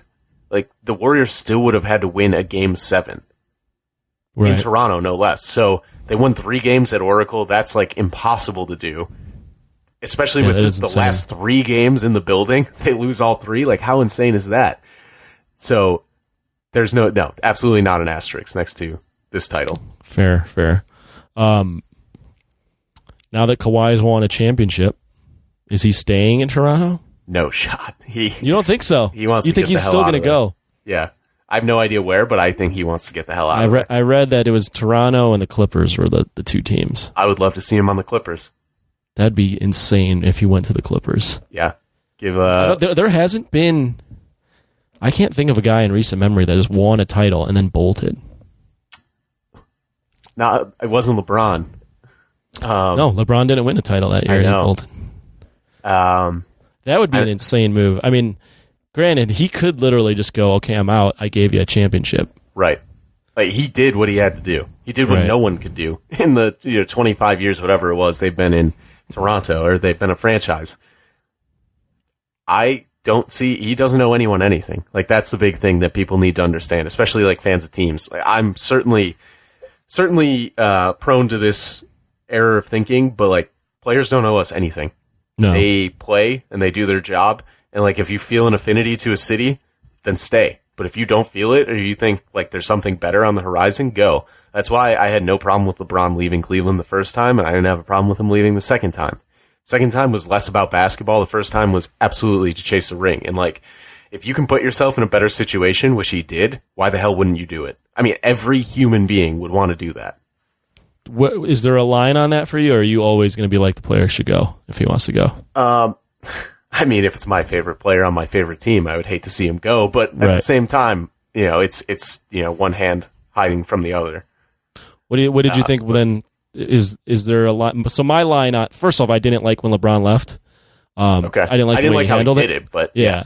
And I didn't like that he like formed this super team. It felt wrong in this like competitive sort of way. Right. But I understood that. I also understood like he didn't think he could win in Cleveland. So fine, whatever. For me, the one that's always going to be even more of a holy fuck, that is unbelievable, is Kevin Durant leaving. Yeah. Now, I don't blame him for leaving the Thunder per se. I just don't like that he chose the Warriors. And it's not just because of the Warriors, it's the fact that he chose the Warriors when he was up 3-1 on them, lost that series, and then decided, you know what, instead of beating them, I'm going to join that team. Right. A team that was 73-9. That's the hard part, you know. That's the one that's always going to be like, fucking hell. Like, how do you, as a competitor, how do you do that? And I understand, and I think I think he still feels it. So, similar to LeBron, right? Yeah. Like LeBron felt like he owed to go back to Cleveland. Like he owed it to go back. Right. He got his titles. I feel like KD, even till this day, and before he got injured, everyone's like, there were tons of reports that were linking him to go to New York. I think he still is like, I'm not getting the respect I deserve for doing this. I need to go somewhere else and win it somewhere else. He doesn't like being the villain either. No, like he hates. He's so thin-skinned, and like I totally get it. Yeah, it's so. Funny. I love that he has the burner accounts and he argues with teenagers. It's so great. Like he's one of us. He is. But the thing is like have you ever listened to him on Bill Simmons? Very rarely. So he's been on Bill Simmons a few times, and the prevailing theme that when people ask him is he's like, I don't care. Like, it's my life. Yeah. Like, why do I have to live life to your expectations? Exactly. So that's his prevailing theme. But then he says he doesn't care, but then you see him argue with 15-year-olds, and it's like, dude, you clearly care. Right. You clearly care about the opinion of you. So much so that I think, who knows how this offseason is going to play out with his torn Achilles now. Everything's up in the air. But I 100% believed if they would have won another title this year and he was healthy, he was leaving. 100%. Oh, yeah. And the reason he was leaving is because he was going to try to prove it on his own. Right. 100, maybe, maybe he would pair up with someone, but he was going to try to prove it not in San Francisco. Yeah. He certainly was gone. I mean, the whole sending the director of player ops or whatever the hell that guy was crying up to the podium to talk about Kevin Durant. The GM or whatever, the president. Yeah. Like, that was such a staged move, and like definitely one that Kevin Durant's people were like, you guys just fucked up so bad by like maybe not telling him everything he needed to know or maybe forcing him to play. And like now this guy's pissed. He's not going to be able to cash in like he should have. You cost him hundreds of millions of dollars. Like, make it right and like show some remorse. And I think like that guy had to cry out there, and that's what they did. But I think he's still going to get paid.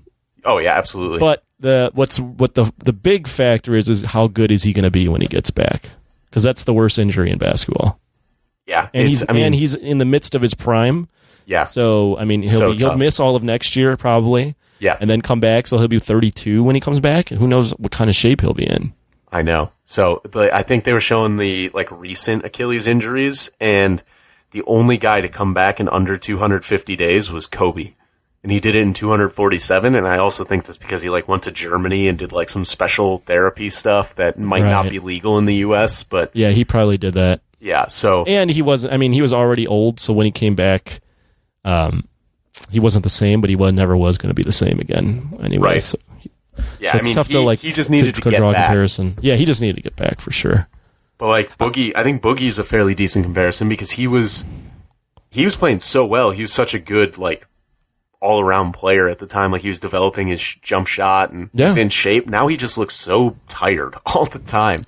Like, well, he also tore part of his hamstring. Yeah, I mean, I know he's gotten like nagging injuries that he's been dealing with as well, but at the same time, he looks like a shell of himself. Because, no, he doesn't look as good. Yeah, maybe it's like the lack of confidence or whatever. Like, I'm coming off I broke both my feet in the last 2 years, and I don't feel the same whatsoever. Like, I'm always nervous to jump or do anything like that. How did and you I can't break imagine both Achilles. of your feet in the past 2 years? One was I playing working basketball. with you when you broke one of them? So just before I started working with you, I got remember. healthy. That one I missed the step walking. Like, it was dark out. There was about a 7-inch That was pure drop. stupidity. Yeah. Like, Nice. it was such a fluke, and I like rolled over the top and heard a pop, and I was like, "Oh, this isn't good." The second one, I was playing basketball in February this year, and went up to grab the ball and landed on someone's foot and just rolled over the top and heard the same pop, and I'm like, "You gotta be kidding me!" So I have 0 healthy feet now. That sucks, man. In all honesty, so breaking a bone in your foot is terrible. It's the worst. Like, I didn't think about it because the only thing that ever happened, like broken fingers, then I was in college, I broke my wrist on like a fluke thing as well. But that was hard enough, like only having one arm to use. Unfortunately, I'm a lefty and I broke my right wrist, so I could still like write and do stuff. But when you break your foot, like the first week is the worst time of your life because you can't go anywhere. You have to use like crutches to move. You still can't walk. It's so bad. It's so bad. So if anyone out there, I do not advise breaking your foot. Don't break that foot. Yeah, don't do it. Knock on wood, I've never broken any bones, so please do not. Hopefully that continues. I have, now that I've been doing like the CrossFit thing for a bit, I have been straining things that I never used to strain before. But again, luckily no broken foot, no broken bones. And, I would gladly take like a muscle tear over a broken Really? bone. 100%. Wow. Like, I've torn a bicep before. Jesus Christ, how many injuries? You're not even a college athlete. What are you doing? No, I just work hard, you know? Are you not stretching? What the hell? I stretch, but not great. Yeah, I bet. This was just another one, like, overextending myself, you know? Back in the gym for a couple months and then decided to, like, try and press it a little bit and just overlift it and partial tear of my bicep. And that was Jesus Christ. Did it curl up? Like where there's a little ball? It was, yeah, it got to like a rock, essentially. Yeah. That's what happens when you tear the bicep. It curls up your arm. And it wasn't like that bad. It hurt, obviously, but it was one of those things where, like, you know how after you lift a little bit and you like extend your arm fully, you can feel like the stretch and it's painful. Right. It was kind of like that. So it wasn't that bad, and it was only like 6 weeks, maybe. So it wasn't a long recovery time or anything, but it was just one of those things where, like, if you're not careful, it can happen, but I'd totally rather do that than like 10 weeks in a boot, walking around, like always having to be careful of every single thing I do. And so you had to go to work like that? Yeah. Take the train. In the winter too. Oh God. Yeah. So anytime it like snowed, my foot was soaked. It's real bad. Because it's just exposed, right? Yeah. So the boot is like hard plastic, but it's got like the soft material on the inside, so it just soaks up water. Did you go no sock like one of our friends? No, I did not. I'm smart. I also covered the ailed foot as well, so like, that was a big difference too. Oh yeah, no, he went uncovered foot, just sock. Yeah. This means so nothing dumb. to anyone. This means literally nothing to anyone else but me and you. I know. That's good radio right there. You love NBA drama. I do. Right? It's the Lakers acquired Anthony Davis for everyone. They did. Except for Kyle Kuzma. Except for Kyle Kuzma, which is actually a big deal because Kyle Kuzma is a good player. What are your thoughts on all that? I love the trade for the Pelicans. I think they got pretty much the most that they possibly could. They're going to be such a fun team. Like I said this the other day. They're going to be the suburban white kids 2K team. Like, that's what they've just become. Because Lonzo is like such an enigma where if he just puts it together, he's going to be great because he's already a solid player. He's a solid player. He can distribute the ball. He's a very good defender. Yeah. If he can figure out how to shoot. Yeah. He can't shoot though. That's and he can't shoot free throws either. Yeah. So once he figures that out, he'll be fine. As if that's just like nothing, you know, like not like Ben Simmons has been dealing with this forever. Right. Obviously, they're getting Zion with number 1, so they've got those two. Zion. They got Brandon Ingram as well. Yeah, Drew Holiday Drew Holly's a good player. Who else did they get from LA? Josh Hart. He's great, they also too. got the 4th pick in this draft, and then they have, I think, 2 or 3 more draft picks, like in the and future, Julius first-round Randle. picks. And Julius Randle, they're going to be, they made out really well.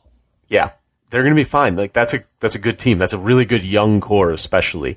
So, going from there, like just make the right pick at 4. Go with the best player available. Don't care about fit. Don't care about any of that. Go with the best player available because that's what you need. Like Zion can play 2 through 4 in the NBA. So if you want a guy like Jared Culver, if you want a guy like Culver, if you want a guy like DeAndre Hunter, go get him. But other than that, like you could probably grab another point guard if you need to. Go with like a Darius Garland, take a risk on a guy that tore his ACL at Vanderbilt, and hope that he turns out to be the guy everyone thinks he will. Or you can play it safe and just pick for need. But they are in such a good spot, and they can even trade down too. Like there's so much they can do. They've given themselves so much flexibility. I'll say that I completely agree with you. I think the Pelicans made out very well on that trade. As long as LeVar Ball doesn't sabotage anything, yes. they'll be fine. Like that's a good trade. They got a lot of young pieces. They did really well. They did. I think for the Lakers, I think they had to make that trade. I think actually both sides won. Anthony Davis clearly wants to sign with the Lakers, so you're going to have him. Mm-hmm. LeBron is at the tail end of his prime, so you have to start taking advantage of having LeBron. Basketball is not his priority anymore. No, but you have to take advantage of it. Yeah. Like while you still have him. Lastly, you dangled all of those players, and none of those players like LeBron anymore. So you had to get rid of all of them. Right. So this is the best of both worlds for both teams. I think both teams did really well with the trade, and depending on what the Lakers have room for another max slot too, and there were rumors about Kemba. Yeah, they want Kemba bad, I think. I think Kemba would be great. I don't know. There was stuff about Kyrie. I don't think he's going to go there. No. But we'll see what happens. But whatever, especially with the Warriors the way they are, and who knows what's going to happen with Kawhi. Right. I mean, the Lakers are right there in terms of, at least being in the conversation for a title. I know people are already saying they're the favorites. I think Vegas has them as the favorites, which is that's insane, crazy to me. Insane. They're probably getting a shit ton of bets on that, but right. I wouldn't go that far because your roster is exactly 2 players. Yeah. Like this so is the problem LeBron had in Cleveland all the time. Like it was him and Kevin Love or him and Kyrie. Well, what else do you have? And like that's what they saw this year too. You can't just take like the land of misfit toys, put them together, and hope to God they're good. Right. It did not work. Yeah, so I wouldn't go as far as NBA favorites, but they're in the conversation for sure. So it's a good trade for both teams. It is, and I mean, obviously the NBA is better when the Lakers are relevant, but like when the Lakers are relevant and when LeBron is not in the playoffs. Yeah, so those will be interesting to see. But I think both teams, like you said, did really well for it. And if you could have got Kuzma, that's great. But like you got so many assets and you got so many players, like young players. I forgot about Kuzma. You got 3 guys on the Lakers. Yeah, that's about it. That's about it. Now let's switch gears a little bit more. Yep. On your blog. Yep. Mostly sports. Correct. Podcasts, sports. I see some like culture stuff, but most often it's sports. Correct.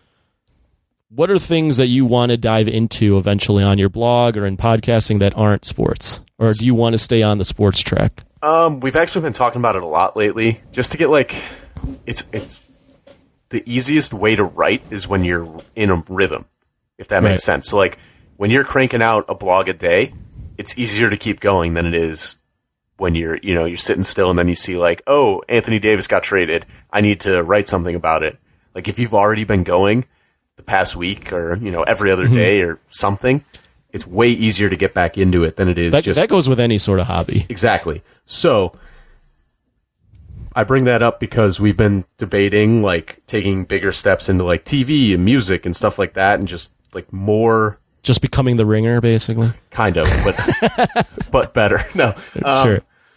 It just like appealing to more interests in different groups. Like there's such a niche audience for sports and like everyone knows it and you know who you're looking for and that kind of thing. And people know what they're going to like and what they aren't going to like. And they can tell that immediately. But if you can pick off a couple people that, might be big music, like, have the same music taste as me, that'd be cool. Or, like the same movies or TV shows. Another thing that I've been debating is like writing about different experiences of my life going on. So I have just like these random thoughts. Like I'll sit in traffic and wonder like, how is this happening? At some point in this mass of people, someone has to be moving forward. Like, why are we sitting still? I've always, that's funny you say that. I've always, whenever I'm sitting in traffic, I'm going, but way up there, people are moving. Yes. Why is this happening? It's so frustrating. And right? Everyone, like, I always say the science people when I don't understand something and people try and explain it to me and I still don't get it. Yeah. So I say, like, all the science people will tell you, like, oh, someone braking 2 miles ahead can cause a backup for 12 miles. Like, cool, but how does that affect us right now? Like, I used to drive I-294 every day to get to work. Mm-hmm. And there's one spot, like, just before O'Hare Airport where there would be just a bubble, like a wide open space for 3/4 of a mile probably, and then it would just be a complete standstill. Yeah. I understand that people are getting onto the expressway, but somewhere someone has to be moving. What are we doing? Somewhere someone's driving like an asshole and just stopped. I guess. So if the one jackass in like the Hummer is causing the issues, so be it. Like if it's as easy as that, tell me. But it's not. And people have been trying to explain it and I still don't get it. Mm-hmm. But that goes to the bigger point of like, I see like funny things. I commute to the city of Chicago every day. There's always random things that go on and I have random thoughts about stuff. And I think it would be interesting to write about that. I don't know that anyone gives a damn, but maybe they do, maybe they don't. It'd be something to get it out there, and it's also like a completely different style of writing, Right. It's more opening yourself up and like, do I really want to give up that much of my life to like the internet and have it be written there?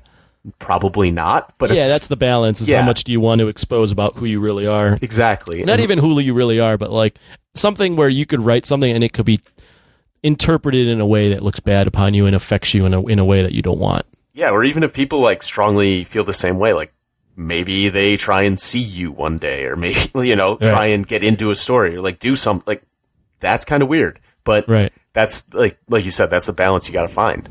Mm-hmm.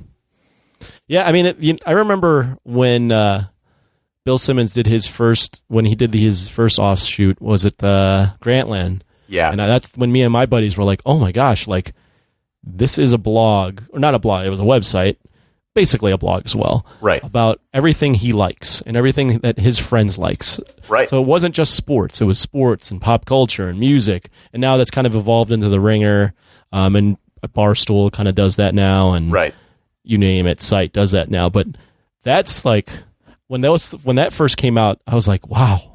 This is awesome. That's when we started our own blog as well, right? Where we were doing the same thing, kind of basically copying him. But I think point being, I think you should just do it, just because. Yeah. You should just write about whatever the hell you want to write about. Mm-hmm. Like whatever interests you is what you should write about. There's this new new podcast, somewhat new. It's from Barstool. It's called My Mom's Basement. Right. Have you listened to that? Have you heard of it? Yeah. Yeah. It's just the stuff he likes. I know.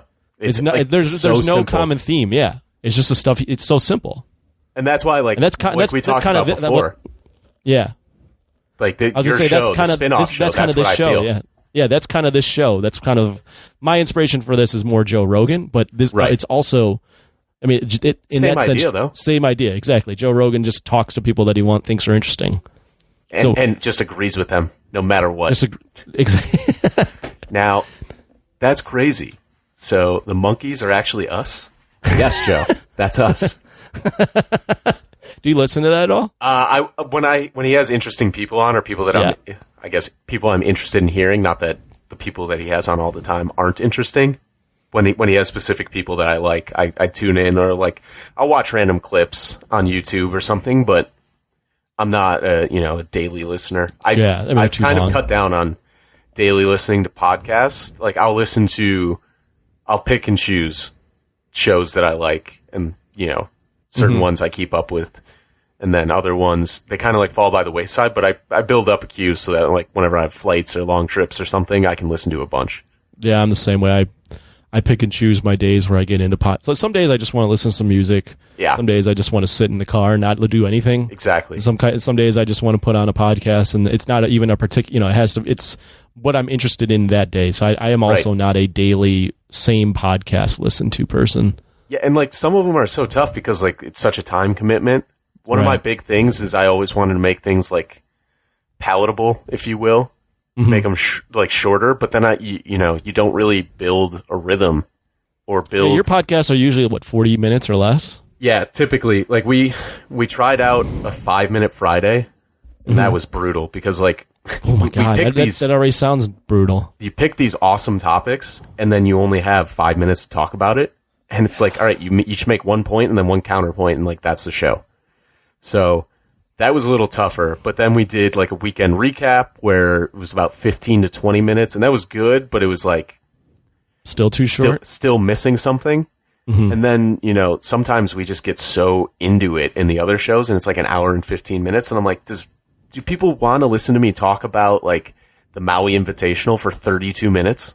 Maybe, maybe not. Maybe. But that's the hard part of being so in the sports world and realm, I guess I should say, where if people don't want to listen to that part, there's no point in them listening to the show. Right. So, that's a tough thing about podcasting in general, but especially a sports podcast is. And they're a dime a dozen, so it's if you don't like me or my opinions, go to the next guy because he might have ones that are better. That's a great point. There's also, if I've had friends that bug me about my show. They go, I like your show, but it's too long. Right. It's an hour, it's over an hour. They're like, you should be doing 45 minutes or less. And I can see that point, but then I feel like that takes away our flow and our conversation. I mean, if you cut us to 45 right now, we stop halfway through the college football playoff. We're not even at this stuff. Right. Exactly. So that's the thing is, but who's committed to listening to me for this long? A decent amount of people are. Shout out to them. But I do wonder if I was able to just articulate my thoughts and cut this down to under an hour, would it grow the show? Right. What's the difference? Right. And how many people would that grow it to? It is even worth it at that point. Yeah. And a big thing we've been toying with is do we want to start making videos? Do I like the idea of talking into a camera? Probably not. But is it going to help? It seems like video's the way to go. Video is the best way. Yeah. The YouTubers are. Yeah, they're nuts. They're nuts. Yeah. And it's just everyone's on you. If you're able to parlay it into a YouTube thing, I think it'll just expand your show even more, or expand your network. Right. I mean, but it's just getting it done and doing it, and then obviously learning minimal video editing, but still being able to do that. And well, you would need to cut it so that you get all your ums and uhs out. Right. And you don't want it to be scripted too, because then it doesn't feel natural. So it's there's such a fine line. In college, we actually had to do a video talking, essentially reading a paper we wrote, and it was the dumbest thing. And it took me, I obviously waited till the last minute. It took me 4 hours just to record it properly and get the video so that I said everything right, but then where my eyes were looking and all this stuff that you don't even think about with a camera. So that was a pain in the ass, and I'm I really don't want to get back into that, but I know that it's just such a good opportunity. Yeah, videos are just another ball game. We used to do video for our podcast for a bit. And I hated it. I mean, I didn't mind, I didn't it wasn't because I hated being on video. It was another level of having to be on that I just didn't want to do. I wasn't as relaxed. You have to be so cognizant of every little thing that's going on. Right. So I don't know. I mean, I'm looking at your site. You do have a culture section, so it's something you've already ingrained on, or put on there. Yeah, it's there. So it's something you could easily just parlay into. Yeah, a big thing I want to do is change how posts are updated. So now anything that's posted obviously goes right to the homepage, but I need it to be so that it's such an easy fix, but I just haven't done it because I'm lazy and don't have the time, or have the time, but I don't want to dedicate it to it. But if it goes to culture, it won't go to the homepage, but it'll go to a sidebar, or it'll go just to the culture homepage, and people can go directly there if they want to see that kind of stuff. Because I feel a big thing we argued was, what is the branding? What do you want people to think when they see your name? And everyone agreed that they want to think sports. Obviously, the name helps, but if you go to our site and there's 5 straight, the top 5 posts are about TV shows or something, Right. aren't you going to wonder, like, okay, I thought this was a sports site. Where's the sports? Yeah. Like, you can obviously see it in the menu bar, but, you know, is it still a sports site? Yes, but so that's something we've been toying with, and like maybe we're just overthinking it, but yeah, I think it's just one of those things where you gotta be like, fuck it, we're gonna write about what we want to write about, right? And it's definitely getting to that point, like probably in the next few weeks, hopefully, maybe. Because I was gonna say this podcast lives on the Jock and Nerd site, so there was that thought of, oh, maybe I should start my own thing, like really start my own thing and have my own website, my own blog, because I don't want people to be confused when they go Jock and Nerd and they listen to this and I'm talking to some guy about the abortion law in Alabama. They're like, wait, what does this have to do with Jock and Nerd? But for now, my mindset right now has just been, fuck it. Right. Like I'm doing whatever I want to do, and you'll either figure it out or you won't. And look, I think it's like the easiest way because it's already established. Like, right. People know your brand already, and that like that's kind of the hard thing for us, because if you look at the numbers, like 90% of, or not 90, 77% of people that come to our site are new visitors. Oh, so, wow, that's good.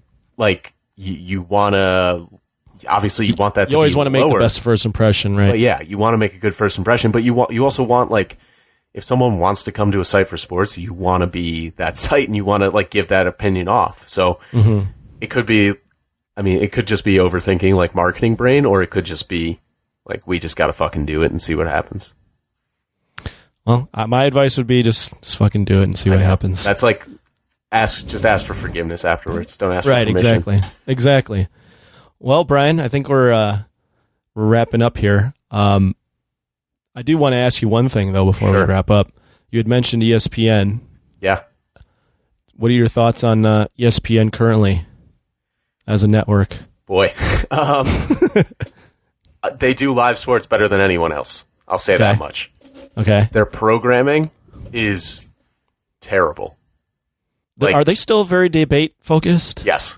Yeah. Because I don't watch a ton of ESPN anymore. The personalities, I mean, exactly.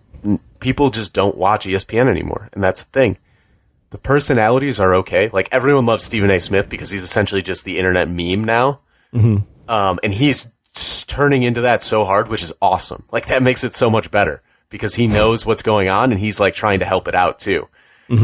But before, it was like a novelty thing. Like, oh, you got Skip Bayless on there just talking about, like, the craziest shit out of the side of his mouth, and then Stephen A. sits there for 5 minutes pondering it and then just starts screaming back at him. That's funny. Now it's like, oh my God, we have 7 debate shows back to back to back to back to back to back. What are you doing? Like, it's so tough. And especially, like we mentioned at the beginning of the show, like, if you want your highlights, you just go to Twitter, Instagram, whatever. Yeah, Instagram. I mean, you don't have to worry about watching an hour of SportsCenter. But like early 2000s, mid 2000s, you could go to websites, but you had to like watch SportsCenter in order to figure it out. It was must-see TV, yeah. And it was like the heyday of, not the heyday, but it was like quality ESPN. Like, Stuart Scott is one of the all-time greats at what he did. They had so many good, like, Scott Van Pelt's obviously still great. Neil Everett, those guys, all awesome. But I don't know, like, for so many kids growing up, or at least how I felt when I was young, is like, your dream was to be on SportsCenter. Whether it was like be the guy, like the anchor hosting SportsCenter, or be like the athlete in SportsCenter, but that was your dream. Now I don't know that kids feel that way, and I certainly wouldn't.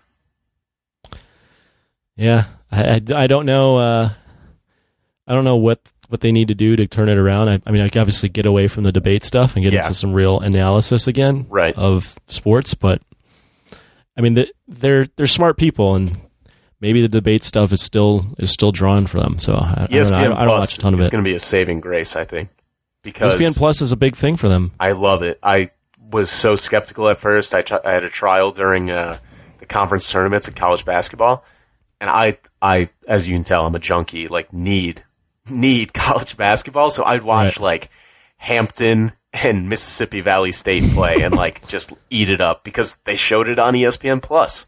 Like, that's the stuff, and I was so into it. And you know, I occasionally, like, I like soccer, but I don't keep up with it as much. But at the end of the year in England, they have the playoffs, and I was watching the playoffs like on the side computer during work, and like it was perfect because ESPN Plus does it all.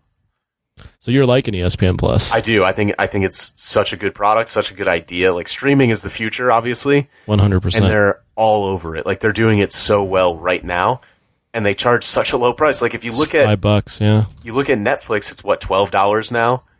Hulu's ESPN Plus is $5, right? What's that? ESPN Plus is $5. Yeah, $4.99. Hulu's like $7. Netflix is like $12. Like, all these streaming sites cost money. But when you know what their main competition is for streaming? Have you heard of DAZN? Oh yeah, they're starting in like fighting sports, aren't they? No, well they're pretty big in Europe. Okay. But they have like MMA, boxing, right? Like Deontay Wilder's last fight, I think, was on DAZN. Yeah. Or Anthony Joshua's last fight was on DAZN, and they have like other sports as well. It's not just combat, but they're $19.99 a month. Jeez. Well, they used to be like under 10, I believe, but then they realized that people were just buying their subscription for the month that they wanted to see a fight. Right. So then they decided to price up. So I don't know what ESPN eventually will do, but ESPN has invested a ton in ESPN Plus. I mean, they invested like $150 million a year in the UFC. Yeah. That they're getting a ton of UFC fights. They have a bunch of other stuff that you mentioned. So we'll see. I mean, I think it is a smart move for them to go into the streaming. And I think, it's 100% to back up the cable cutting, because, like, that is essentially what they charge these, what's it called, the providers to air ESPN. I think it's like $5.47 is what it cut, $5.47 a month. Mm-hmm. That's what they charge the provider, something along those lines. So like gotcha. $4.99, you're right there. Yeah, you're right there. And like until cable cutting becomes like a massive thing, you're still making that money from the cable companies, and you're getting your revenue from the streaming service. So it's like no brainer. Well, and with ESPN Plus, I don't know how much you follow MMA, but now ESPN Plus, you have to have ESPN Plus to order a UFC pay-per-view. Yeah, I saw that. Yeah, ESPN Plus is making money off that as well. Such a smart move for the UFC too, by the way. Yeah.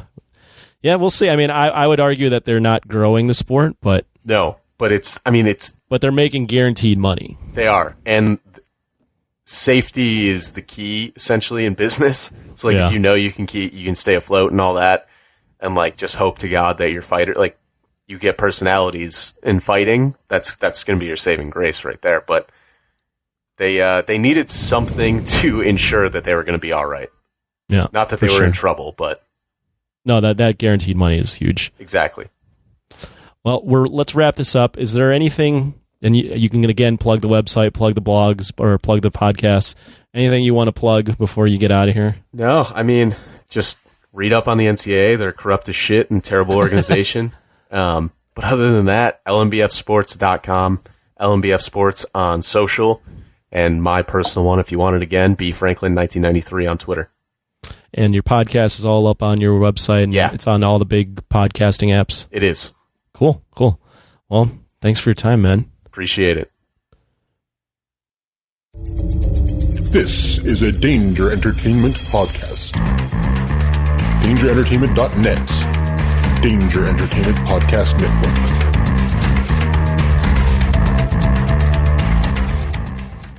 We'll get you back to your regularly scheduled podcast in just a minute. But we wanted to introduce ourselves. I'm Jason. I'm Jeff. And I'm Blake on this highly produced advertisement. That's right. It's the History of Bad Ideas, a.k.a. Hobie. You can find us on Twitter at Bad Ideas Podcast and on Facebook at the History of Bad Ideas. But if you like a podcast roundtable with 3 to 5 guests, usually every week, depending on sick leave, talking about all things geek, including movies, TV. I ain't getting paid for this shit. Blake bitching about something and ranting, and comic books and anything else that we can think of. We have a top 5 list every week, along with a box office news, and somehow we have listeners, so they send us some feedback we answer every week. You can find us on iTunes, Stitcher, Facebook, Spotify, and any good podcast app, because if you can't find us on that podcast app, it's not a good podcast app. Damn straight. Roger says goodbye. Goodbye.